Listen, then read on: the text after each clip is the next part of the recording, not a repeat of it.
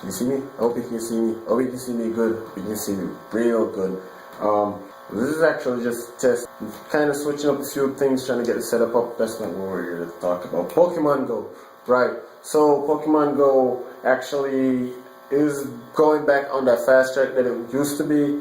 I think this is probably the closest Nintendo's actually Nintendo. I think this is the closest Niantic has actually come to recapturing that lightning in a bottle when Pokemon Go just came out. Because honestly, Pokemon Go was like this, then it's been like this ever since. I think the real problem was that a lot of changes started going into Pokemon Go, which actually didn't really help the game that much. It helped the game's stability as a application, but it hurt the game in terms of community-wise, because a lot of people started turning away from the game.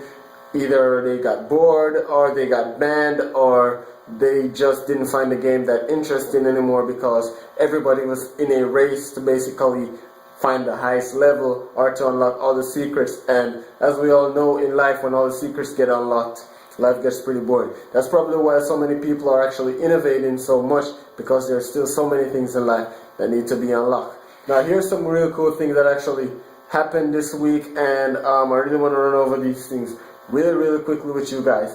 Now, Pokemon Go Hub actually came out, I think it was February 14th, which was today, where they actually started to talk about the Gen 2. I'm actually looking at the article right now. They're talking about Generation 2 coming out on the 18th of February, which, if I can do math, really good, actually equivalent to Saturday. Actually, I'm kidding, I suck at math. I really suck at math.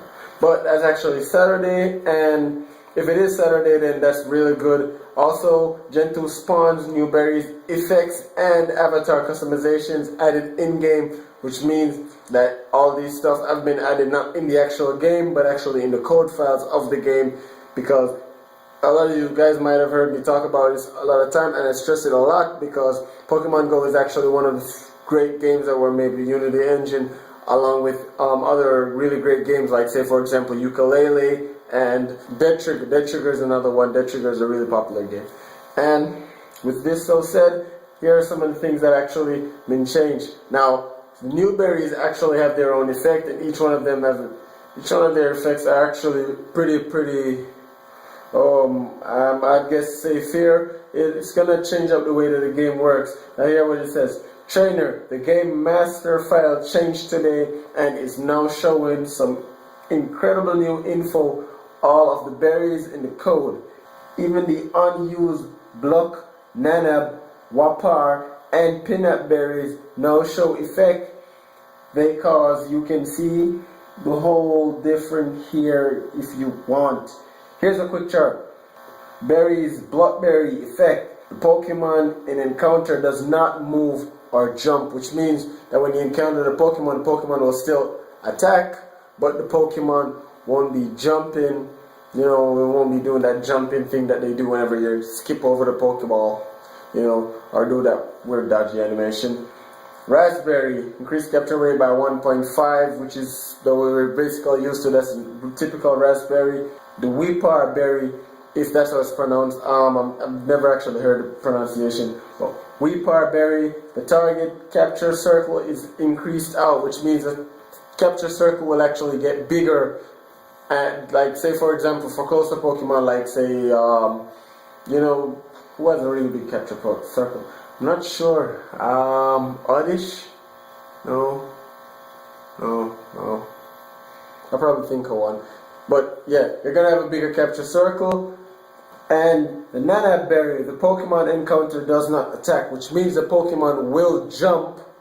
The Pokemon just won't do the attack animation where they swat the ball away or rush the ball or whatever. It just won't do that, so the Pokemon won't attack. And also the Pineapple berry, the target capture circle shrinks slower, which means, like, which Pokemon in the example? There are a few Pokemon where the circle shrinks kind of slower than normal. This will actually happen when you use the Pineapple berry, and the capture circle will shrink a lot slower, which means you'll have a better chance of getting a excellent throw.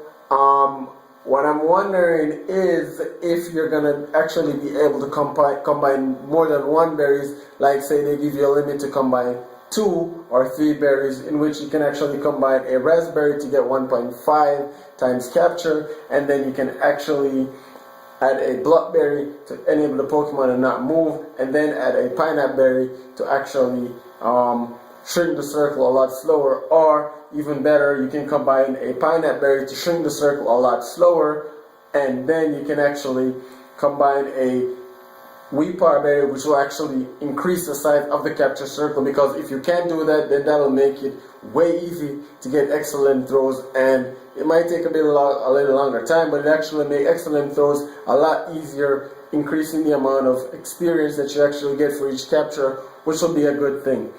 And another thing is they actually found a lot of coding for all of the new Gen 2 Pokemons, which is actually in Unity code, which I have a very good deal of understanding about. So there's template underscore ID, then there's the opening, there's actually a comma, which is the references, that these are references to all of the Pokemon, and then they close it off with parentheses. So basically what that means is these are actually in the code file. The injector system will actually pull these from the system's files and turn them into the spawns. So there's that, so which basically kind of confirms that Gen 2 is coming a lot sooner than we thought. Now what I see Niantic actually doing now is Niantic is actually listening to its fan base, because what happened is a lot of people have been turned off since they started banning root users and actually slowing down in the increasing of the game. But seeing with all this coming out, I say that Niantic actually has a pretty good job of bringing in those fan base. Plus, with the recent interview that they actually did the other day, where they actually talked about how they were planning to implement trading and battling from the very start of the game, and seeing that due to the server issues, the game never held up, because honestly they never expected the game to actually blow up. They even went as far as to saying the game has surpassed their expectations and is just completely amazing as to where it is right now. Now that the game actually is where it is, they can actually start putting some more work to actually get the game to go to that next level, which a lot of people like myself have been waiting for, because Pokemon Go, as I said, started taking a downfall after all of those stuff started changing, but now they're actually changing the GUI, changing graphical elements, trying to make the game run a lot smoother, prepping for Gen 2, and I honestly believe Gen 2 might secretly be released this Saturday, potentially, or I believe Gen 2 might not be released until the next 2 weeks, where Niantic would actually be able to put a public announcement out, which will actually give like most people who have rooted phones to actually go out and buy a new device which isn't rooted, just so that they can play the game. So that's basically what I see going on right now. Aside from that, I think Niantic is actually making some pretty smart moves right now, especially with the Valentine's Day event, giving 6-hour lures, because 6 hours is actually a lot. So they're actually saving people on items, and instead of focusing on getting the game to basically get people to use more and spend more, but to get people to actually get into the game, which in long term will actually get people to use more and spend more. So that's a really smart move on their part.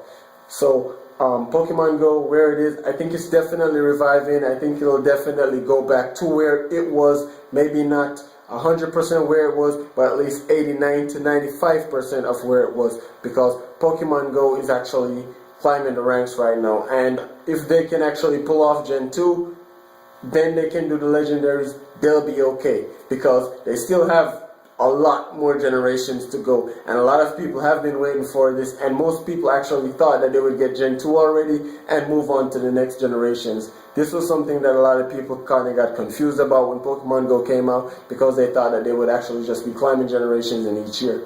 So yeah, that's something to think about. Anyway guys, for all your Pokemon Go updates, please stay subscribed to the channel. If anything else comes out, I actually do a video, try to get as in depth with it as I possibly can for you guys. And for more stuff like this, please like, share, and subscribe to the channel. This is Triple S Tom. This has been a Pokemon Go video, and I'll see you guys in the next Pokemon video. I'm out.